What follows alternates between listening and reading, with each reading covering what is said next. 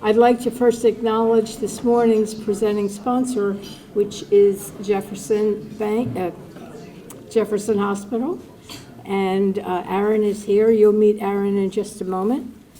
Stokes Creative Group is also here, and wave to me because there you can't miss you. The camera is on. Yes. And we have some elected officials in the room that I'd like to acknowledge. Give us a wave. So many of you are new to us, and we're so glad you're here. Of course, Congressman Kim is here, and he'll talk to us in a few minutes. The USDA State Director for Rural Development, Jane Asselt, is someplace. I always get a giggle when I say that, so. Magnolia Mayor Betty Ann Callan Carson. Betty Ann, thank you. The Commissioner, former Commissioner of Department of Community Affairs, but you know her better as the former Cherry Hill Township Mayor, Susan Bass-Levin. Thank you, Susan. We have some folks representing other elected officials. I want to acknowledge Mackenzie Belling. Is Mackenzie here yet? There you are. Ben Giovanni, did Ben get here? Not yet, maybe? Oh, good. Hi, Ben. Juliana Heck, Juliana. And Juliana will be here afterwards, so look her up. She'll answer all of your questions. And I think, did I miss anyone? No. Good. I do want to acknowledge my colleagues in the room. Mike Eggington from New Jersey State Chamber. Mike, thank you.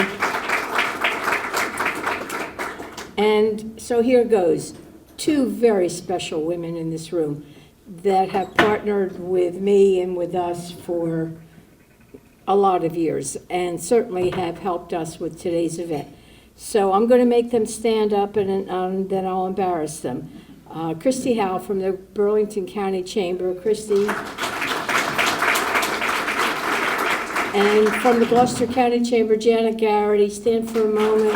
Thank you.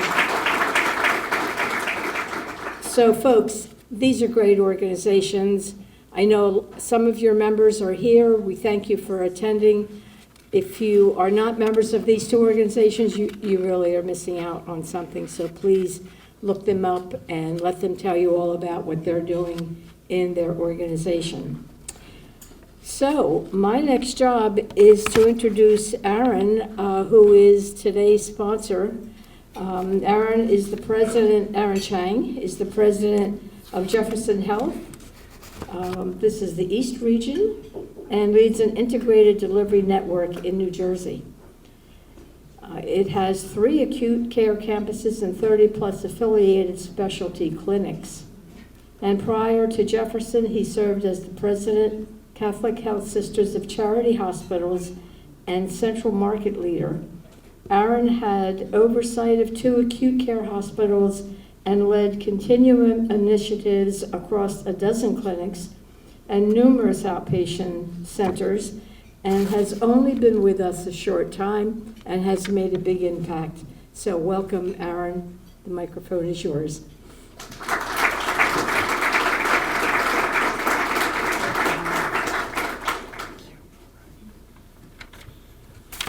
Hi, everyone. Good morning. Very, very happy to be a part of this event here. Now, I'm a native Californian, so when I moved from California to Buffalo, I was a bit stunned by the winters there. So when I got here in November, I really appreciated the mild temperatures and the ability to measure snow in inches rather than feet. I mean, heck, my wife and I are still convinced that we moved to Hawaii, really. So seriously, it's an incredible time in Jefferson's history. We've made some significant achievements in quality, patient satisfaction, and growth. In October, Jefferson Washington Township Hospital was designated by the Joint Commission as a comprehensive stroke center, the highest distinction of its kind, which recognizes hospitals with the ability to receive and treat the most complex stroke cases. This year, in May, we'll be opening the newest expansion of the Sidney Kimmel Cancer Center in Cherry Hill. This facility will ensure that cancer patients in the area will have access to the newest, most groundbreaking treatments available without having to travel more than 15 to 20 minutes from their homes. Now, great opportunities lie ahead for Jefferson Health. We'll be focused on people and culture, continue to build a great work in value-based care, and stay embedded in the community, serving those who need us the most. And I know that we'll be able to reach our goals because of our strong partnerships. That includes many of the great community organizations here today, as well as our elected leaders at every level of government. It's why I'm so honored to introduce our guest today, someone who is the very definition of a public servant.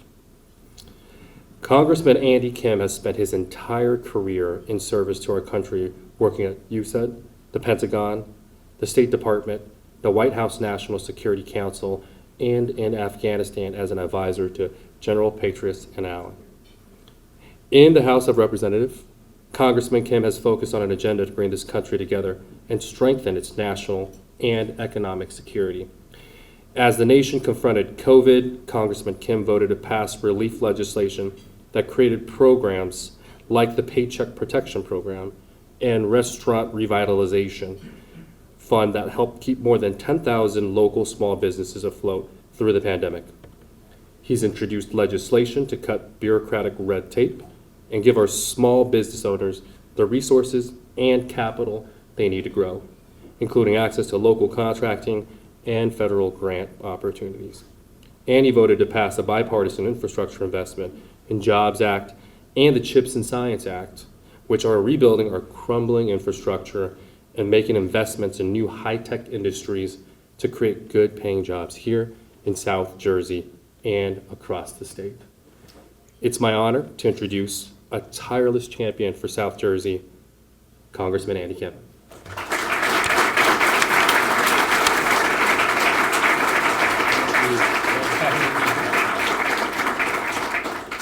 Good morning, everyone. How are you?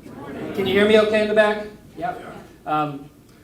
Thank you for the kind introduction, and thank you so much for coming together to be able to chat through some of the big issues that we're facing right now. Some of you I've had a chance to be able to meet before, but many looking around, we may very well be meeting for the first time. So thank you and for coming on out and look forward to a conversation. I'll make some remarks, but I also want to just make sure we have time to be able to have a back and forth and be able to hear from you, because I really do feel like, especially having done some of these forums before, it's important for me to know what's on your mind. What are the issues that you're thinking about that you want to make sure that me and others trying to do some of the work for our country are aware of. What I thought I'd do is give you a sense of what this moment in time means to me, how I see it just based off of the work that I'm doing down in Congress as well as going around our district and our state. What I'll start by saying is this is a really challenging time for our country. I had the great honor of being able to work alongside a hero for about a year and a half in Congress, a great man named John Lewis. And I remember it was actually my last conversation with him. I asked him, what does this moment mean to you? Someone who has literally lived through history, someone literally bears the scars of history upon him.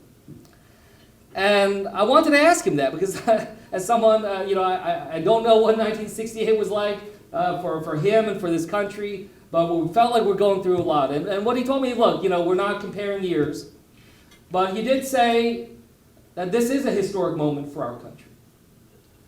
And I have to say that was important to hear. It was important to hear from someone who's gone through it and experienced it, to recognize how consequential of a moment this is for our nation.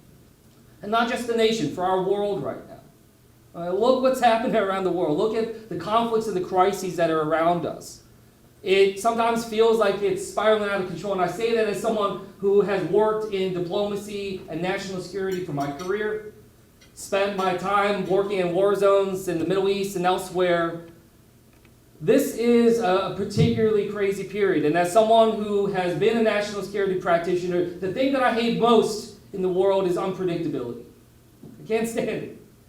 But there's so much out there. I mean, I don't even know what's going to happen next year, let alone I don't even know what's going to happen this week as I go down to D.C. tomorrow to try to avert another government shutdown for the 4th time in 6 months. Like, it's crazy. So I tell you that because right now it's not just about the chaos and the craziness, but we are living through a very different dynamic globally that is affecting us internationally, but here in the States and here in New Jersey. There's no doubt that we're living through a period of greater global competitiveness. And we as a country need to figure out what role do we want to play in that? What is it that we're going to bring to the fight? Because it's happening.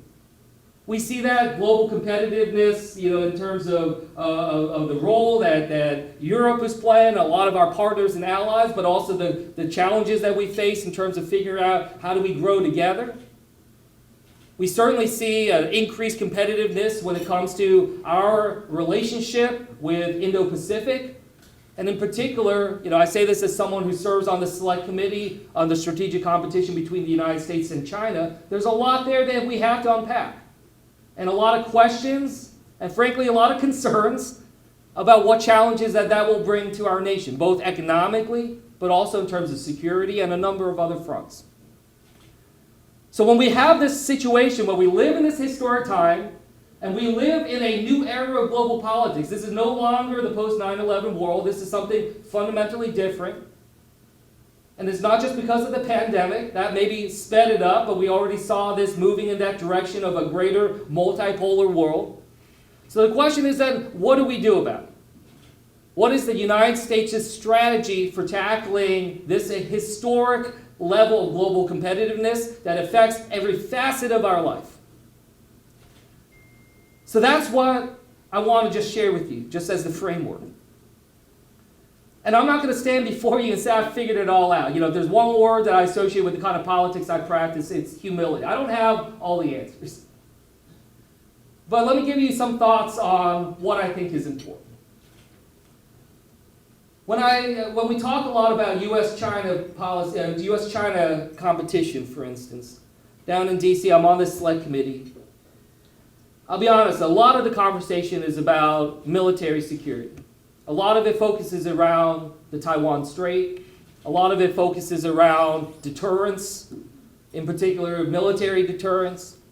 Talking about how a conflict in the Taiwan Strait would be catastrophic for the world. It would be catastrophic for the global economy. All that is true. In fact, some of the war games that I've been a part of have shown that if a conflict were to break out and the United States does get involved, we're talking about casualties and fatalities in the tens of thousands within just the first few days. It'd be catastrophic. But what I will say is that I feel like when I'm down in D.C., we're not looking at it in the comprehensive way. Yes, there are real challenges that we face on the military side that could have global implications. But I will tell you, from what I've seen, conflict is neither inevitable nor imminent, nor is it something where we should only look at it through a military security perspective alone and approach alone. And this is where I feel frustrated. Because I work in what's arguably the most reactionary building in the country. People there just kind of looking at things just kind of one day at a time, one headline at a time, one tweet at a time. And what we're failing right now is to think of strategy. And what strategy encompasses is having a sense of what are our objectives? What is it that we're trying to achieve as a nation?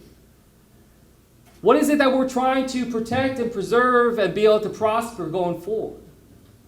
So that's what I just urge all of us to think about, is like, how do we try to reignite a sense of a comprehensive strategy for our nation going forward?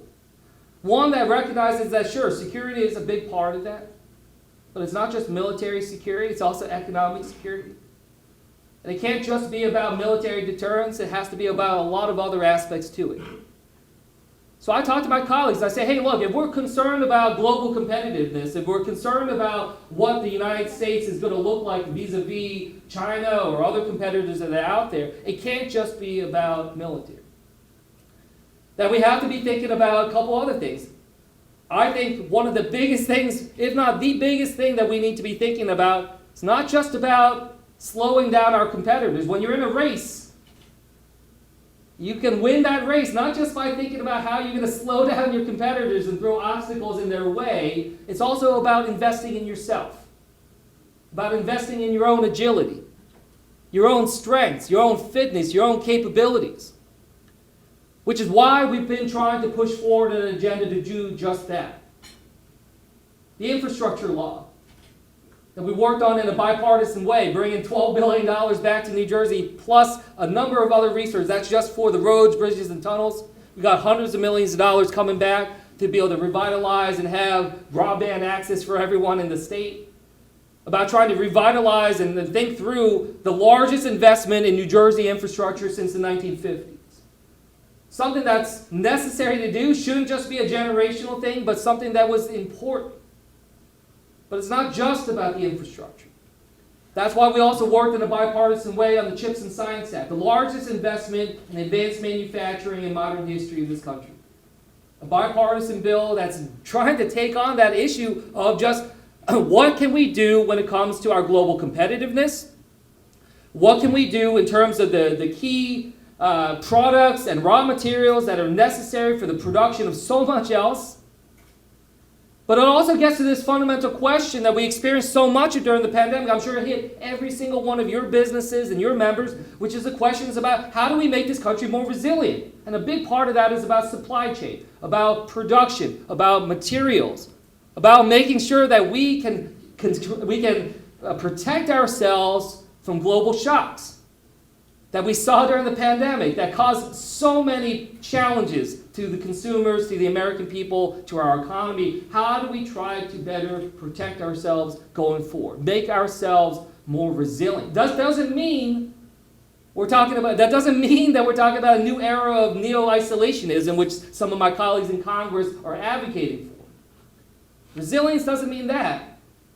But it means, trying to think through in a meaningful and thoughtful way an approach that can try to build out something that can continue to show American global leadership, but show the American people that that's not going to come at their expense. In fact, it's something that is there to be able to support them and help them. That's why we also did the Inflation Reduction Act, trying to invest in energy, trying to make sure we're investing in domestic energy and domestic innovation.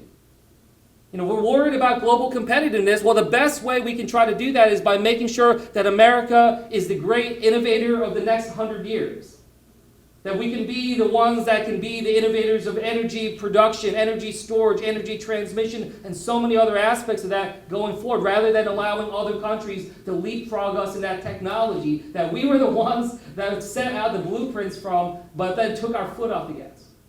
So there's so much more that we can be doing and engaging on. But I wanted to put that in that framework because these bills are not just random, separate bills. They're should be part of a broader strategy. But it can't just be about investing in ourselves. It also has to be another pillar, which is about coalition building. When you look at the challenges and you look at the landscape between the United States and China, for instance, you got to look at, what are our strategic advantages? What is it that puts us in a place to be able to engage? A big part of that is about our capacity as a nation to be able to build global coalitions. That has been our strongest sense and it has been critical to our capacity to be a global leader.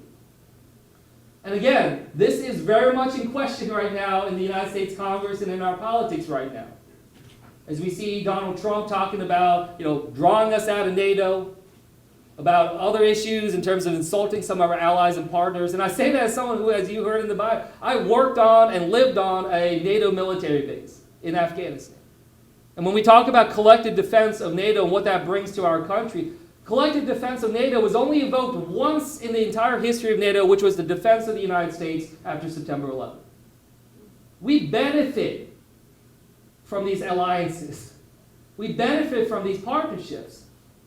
And it is deeply problematic if we have leaders of our country trying to place blame on them, trying to divide us at a time when we need so much effort to be able to make sure that we are amplifying and magnifying at an exponential pace the capacities that we bring to bear as the United States. So that coalition building is critical. And again, I don't mean that just in the military sense. There's so much more we need to do on economic trade and other aspects of that, again, in a thoughtful way that continues to make sure we're looking out for jobs here and looking out for businesses here. But that's something that I want to work with all of you on, and how we can do that in a more sophisticated component. Another capacity, when we think about another pillar of what we need, not just the military, not just the coalition building, not just the investments in our infrastructure and our innovation, but our workforce. Our workforce is so essential, and we give it a lot of lip service in Congress sometimes. We always talk about, I'm on the Armed Services Committee, we always talk about how our service members, they're our biggest assets, but unfortunately so much of the conversation in the Armed Services Committee is always about the hardware more than the people. We got to actually invest in the people. That means on a number of different fronts. Thank you to Jefferson for investing in the healthcare for our people, for our workforce, and others that are involved in that. That's so vital. And I say that as someone I was sharing that my mom was a nurse here in the hospital systems here in New Jersey, about investing in our people, making sure that we have a healthier workforce, we have a healthier country, and we have a healthier economy. And when we look at this infrastructure law that we just passed 2 years ago, amazing investment, but we don't even have the workforce right now to be able to actually do all the projects that we need to. We need to continue to build that up and train in different capacities. Think about how we can grow in many different ways. And I know that actually sometimes that cuts against some of the strains of politics when we talk about workforce. For instance, there's probably no bigger issue of radioactiveness in politics right now than immigration.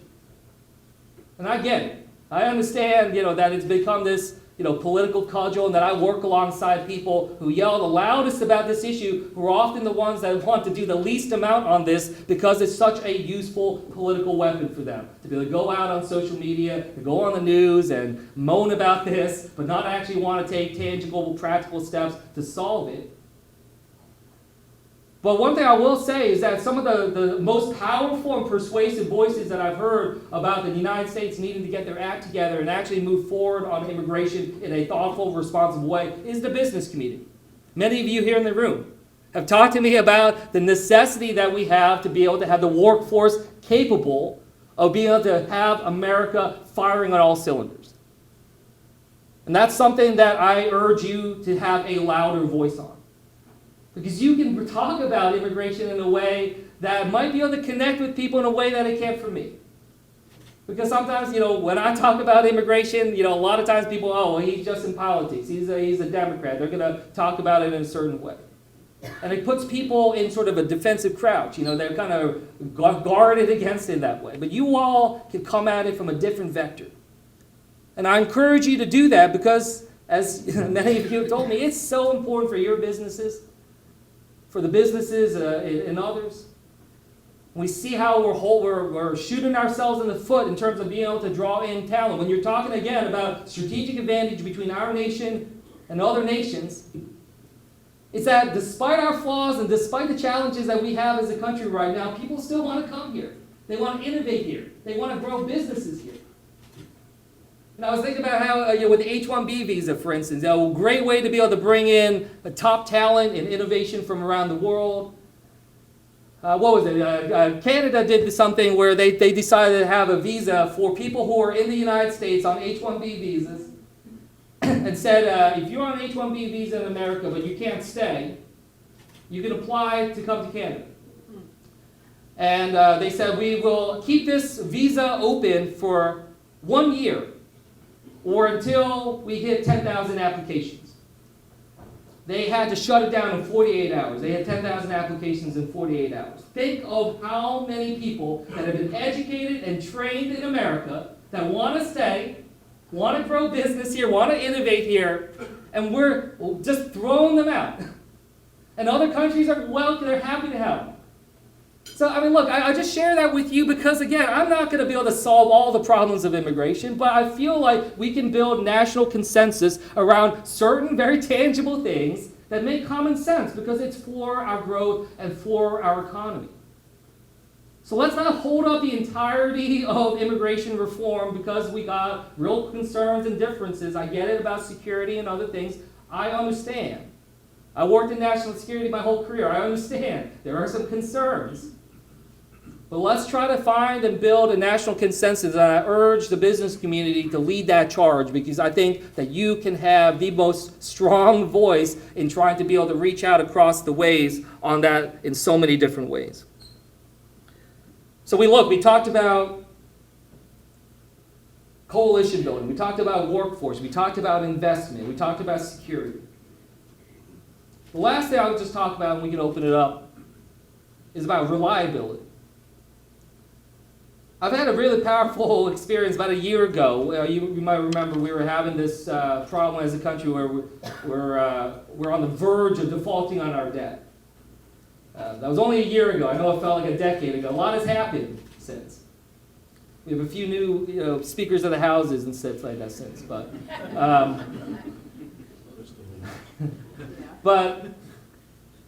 I remember I got a call from a leader in a different country, a leader in a country in Asia. And he called me up and he said, you're not actually going to default on your debt, are you?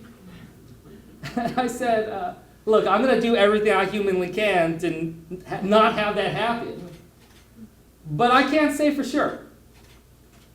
And I just never forget. I could hear it on the other side of the phone call. It was just this sound like, huh. And then he just kind of paused, and then he said, I just want you to know, when we talk about your country in our region, when I talk to other leaders in my government and other leaders in other governments here in Asia, I just want you to know the question that we ask ourselves is America a reliable partner? And he said, we asked that, but I'll be honest with you, we all know the answer to that question.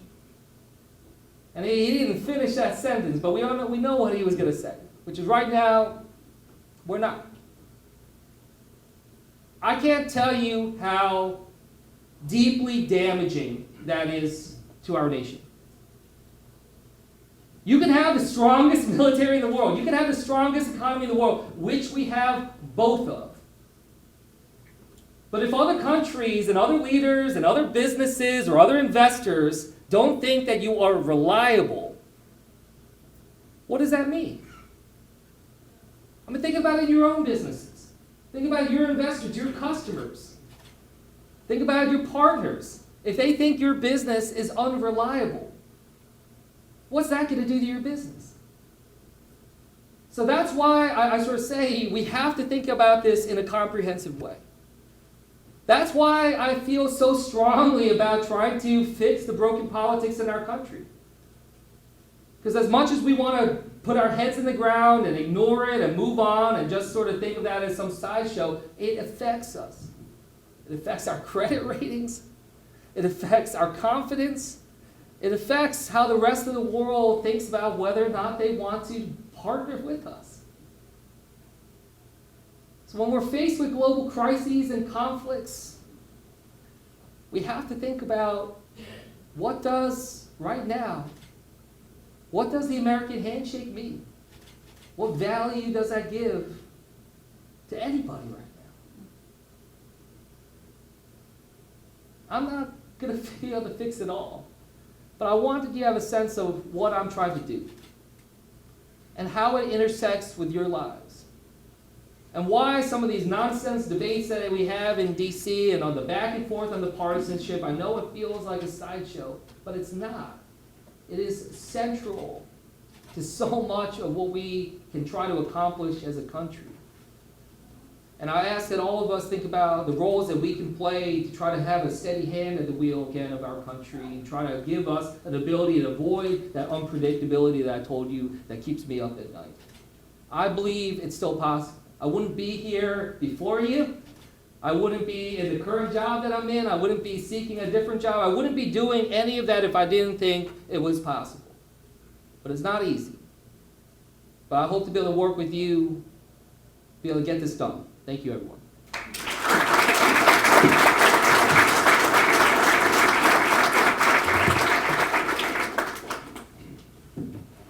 Happy to jump, if you got any questions for me, happy to jump on. Oh, easy crowd. I guess I'm done. So that's good. Oh, there's something there. Okay. Good morning, Congressman Kim. You talked about America's handshake and what that means. And before we left that topic, I just wanted to ask your thoughts on Taiwan and of Taiwan believe that the United States made a promise to protect them. They are very, very small landmass next to a ginormous landmass that wants to that. What does the United States do? It seems like very much a catch-22. To logistically be able to protect that small piece of land. If and when China decides to take that piece back. Yeah. And what does that do to our reliability and our word to folks around the world? Yeah. An easy question to get. Yeah,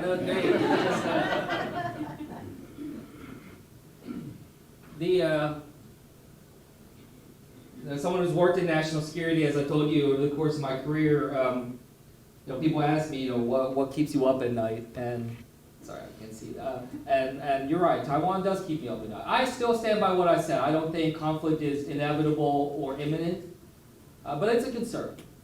And unfortunately, we also live in a time when things that we thought were impossible have become not just possible, but realities. I mean, who would have imagined we'd see another ground war in Europe at this time? Literally trench warfare like World War I on the fronts. Or a global pandemic that shut down the world. Or all these other things that we have unfortunately seen. So I can't say it's impossible. I think that this is a situation where the work we need to do really does need to focus on that deterrence. And again, I don't mean that in terms of military deterrence. I think deterrence has a multifaceted approach. Yes, we want to make sure that Taiwan has capabilities to be able to defend itself. That is something that the United States can play a role in. We have and we will continue to do so. Yes, we are and should play a role in building an international coalition. The Indo-Pacific region is a much more complicated topography than in terms of partnerships and alliances than Europe is. There's no NATO of Indo-Pacific, nor am I saying that there should be. But operations and organizations like the Quad and other approaches that we've taken that are, the Quad is not military. But having, some of these great, nations and powers coming together in the region are important.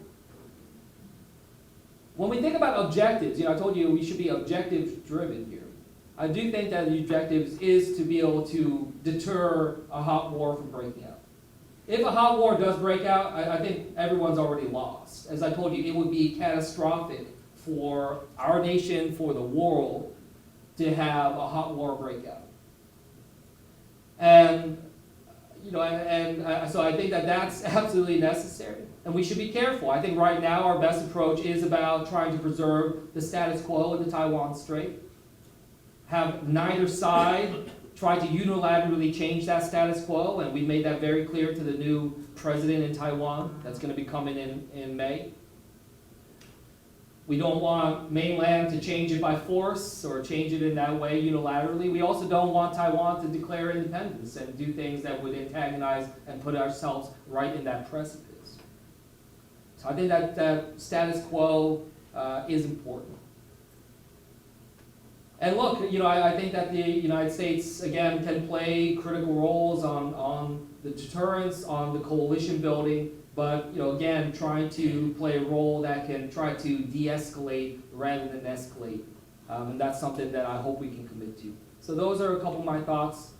It is deeply challenging and something that we need to be focused on, but we also need to make sure that we act and talk about this in a way that doesn't bring about the kind of reality that we're actually trying to avoid.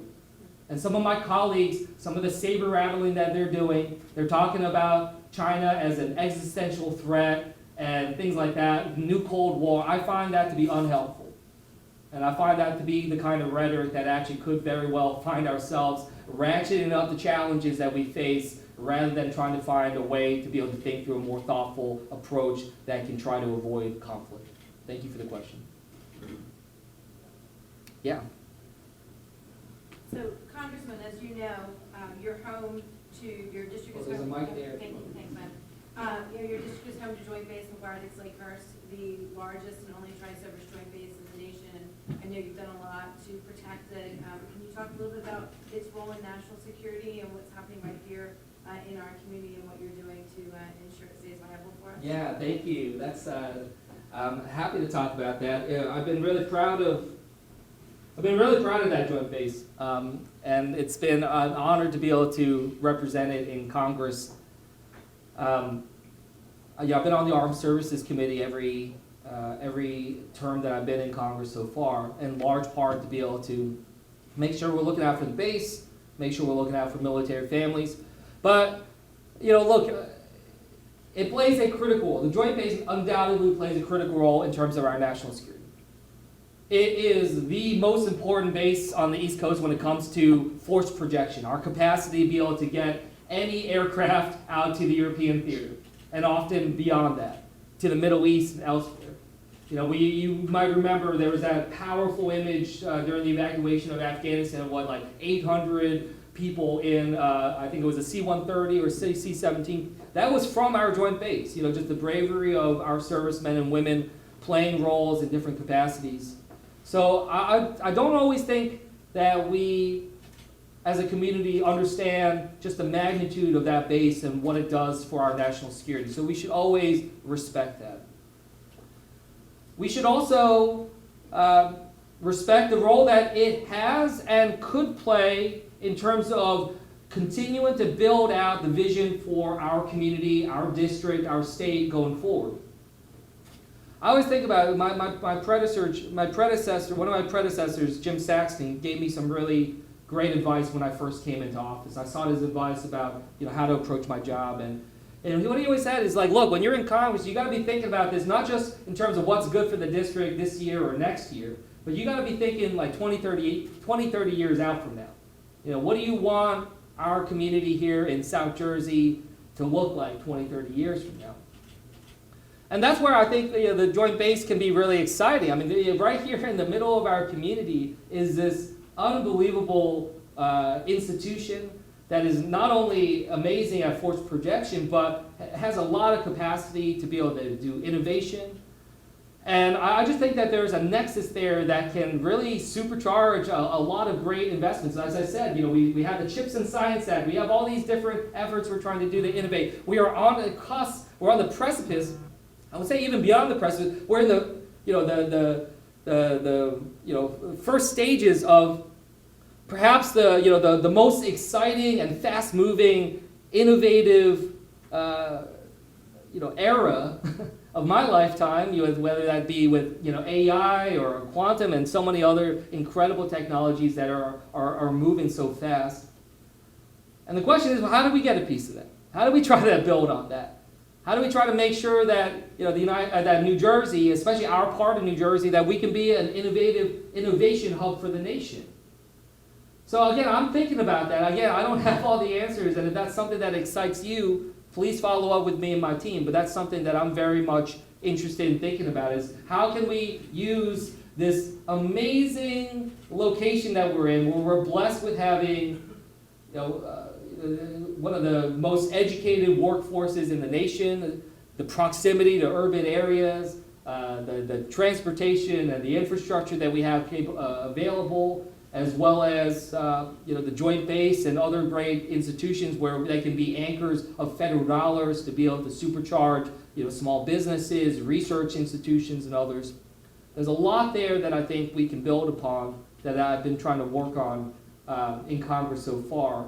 And it was helped by the fact that I was on both the Armed Services Committee and the Small Business Committee, and continuing to be able to work in that nexus. The last thing I'll just say, and I'll just say this because it's the right thing to do, is we do have to make sure we're always looking out for our service members and their families at the joint base across New Jersey and across our country. We don't always do a good enough job on that. And it's something that I find really frustrating as I've heard and seen stories in my time in Congress so far. I am now, one of my top responsibilities in Congress, I'm the ranking member, so I'm the top Democrat on the Military Personnel Subcommittee in Congress. which oversees healthcare for our troops and military spouse unemployment, which is something that I've been working with a number of you on and would love to continue to do so in terms of how do we make sure that we are supporting our service members and their families that are often picking up and moving around every year or two. It's a challenge for them to be able to find jobs in terms of the spouses. And we know with the economic situation right now, I mean, we have some service member families, who are having to go to to food pantries and others to be able to help supplement. We should be able to help support in a better way. And that'll make us strong. Because right now we're having recruitment challenges in our military in the same way that we have recruitment challenges, I'm sure, in every sector of our workforce in our business sectors right now. There are challenges there. So, we want to make sure that we're continuing to grow. Because if we have better services, if we treat the service members better, and they can find jobs for their family, they're getting the health care services that they need, whether that's at Deborah down the street or elsewhere around, that helps. When we look at a potential for a BRAC process down the road that might start to downsize our nation's national security footprint, one of the key pillars that they look at is the quality of life for the service members and their families in those areas. So thank you to all of you. I know many of you in your businesses, your organizations have supported our military and our families at the Joint Base and elsewhere in New Jersey. I just thank you for that and urge that we work together to continue that. But those are a couple of things that I've been engaged on when it comes to our base.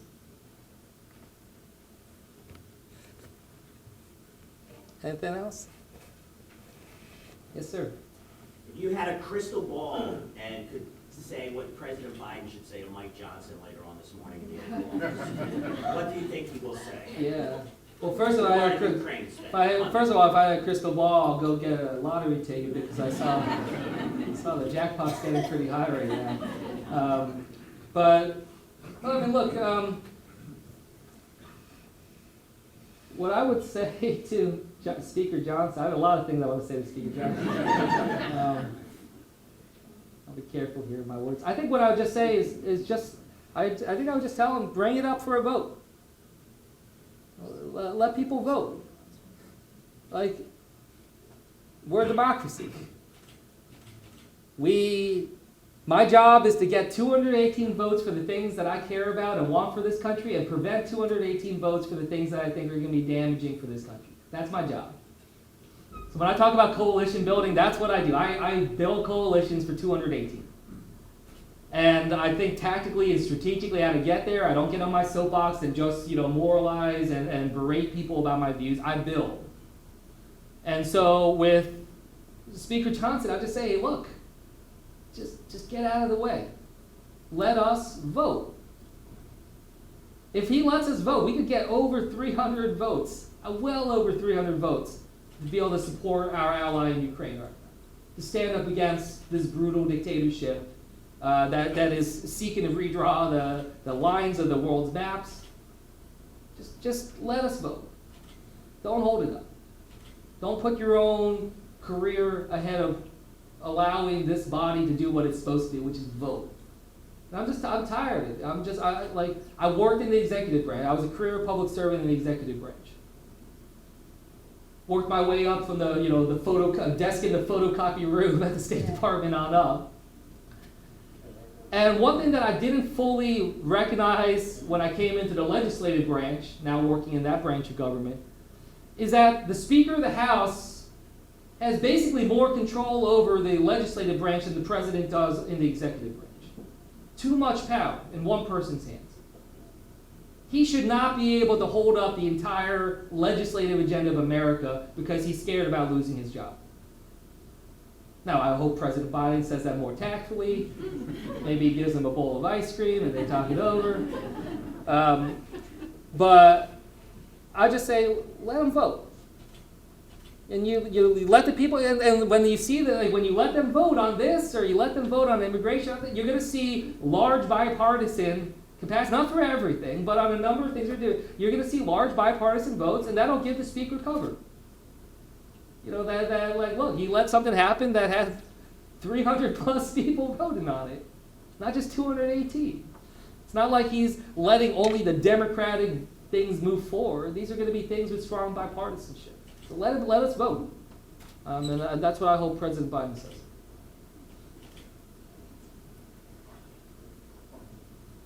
Anything else? Yeah. Congressman Mike Eggington with the State Chamber of Commerce. Good to see you. Yeah. First, a couple of kudos. You and the delegation have been great working with us on the federal infrastructure. The work that you've been doing for passion and small business and everything. So really appreciate working with you, and your staff has been great in reaching out to us. Marlene and I have worked many, many years on infrastructure transportation trust fund, making sure that those dollars hit the street, and particularly here in South Jersey, we'll be talking about the renewal of the Transportation Trust Fund this year.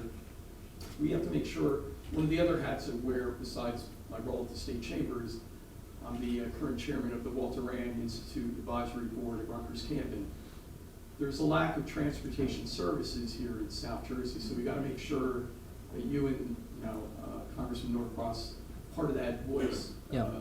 Making sure that the necessary dollars come to South Jersey, make sure the infrastructure here is taken care of. Employees getting to work with employers, more bus routes and the like, particularly because we have the World Cup coming. And I know a lot of focus is on MetLife, and we're really happy about that. But, Philadelphia and what that will do for the economy for South Jersey and tourism, is a big deal. And then, of course, we're going to have the anniversary of our nation in 2026. So whatever you can do in your capacity with the delegation, South Jersey needs to make sure that we, have a continuing voice in that. Thank you. No, thank you. And thank you for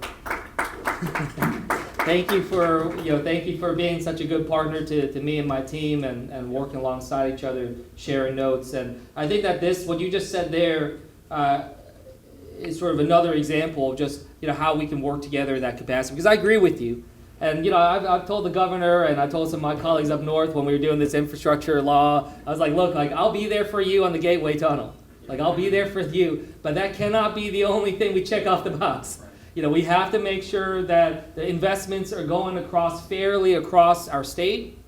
And we think through what is it that we as a state need as a whole. And, I hope to continue to be a strong voice for that. I think it's important that this part of New Jersey, continues to have champions that can have those loud voices in government, in our state, to be able to fight for that. So I'll continue to do that. What helps me do that?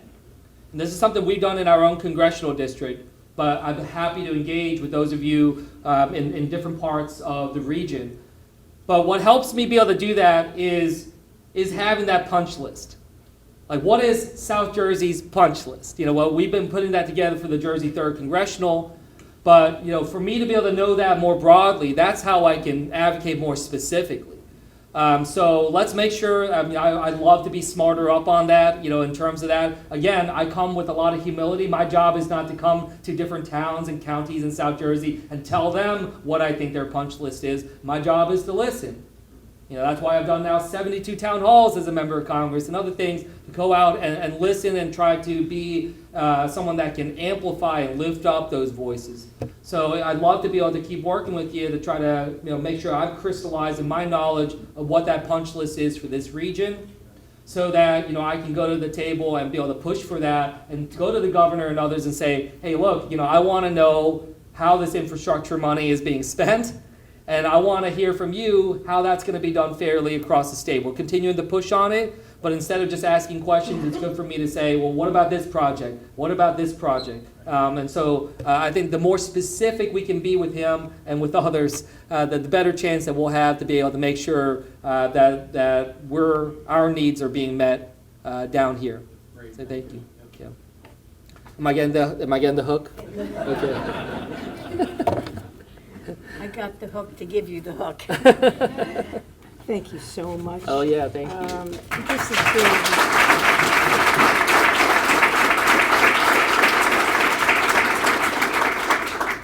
This is a wonderful individual I know in many different ways, and has been a true asset to our region. I thank you very much. I do want to steal something from you that you mentioned, America's Handshake. Yeah. And I need to call out my board chairman if I want to keep my job, Glenn DeVilla. She's doing a great job. This is a branding opportunity. Last night, I was at the regional 8-county commissioner event that's held once a month. All 8 counties are represented through their commissioner board. There could not be more divergent ideas in that room if you tried. Certainly, the counties on the east are looking at different things than the counties on the west. But what I found amongst those individuals is a spirit of cooperation and working together and building those alliances that you talked about. And as I walked out the door, I saw commissioners walking, women to their car. It was dark, and helping folks get their coat on. And I thought, it is up to this room and Christie's membership and Mike's membership and Janet's membership and all of us to start working with people, to start liking people again, to let's get this America back the way we once had it. Yeah. And you're such a leader in that respect, and I do thank you very much for spending time with us and for bringing such a great message. Thank you. Thanks, everybody. I appreciate it. Thank you. You have to head out. Yeah, I'm gonna head out. Thank you. Yeah, of course. So we are just about ready to conclude. I want to say again, thank you, Aaron. Oh. It's never good to wear high heels on these stages. Thank you, Aaron, for supporting today's public policy event.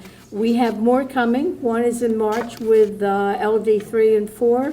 So you'll hear from the representatives from those 2 districts. That's in March at RCSJ. And there are other events coming up, so keep your eye on it. And again, to my good friends, Christy and Janet, thank you for helping with today's event. Mike, as always, is with us.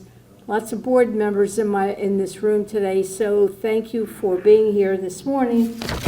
And with that, I think it's 60 degrees and golf today. So have a wonderful day.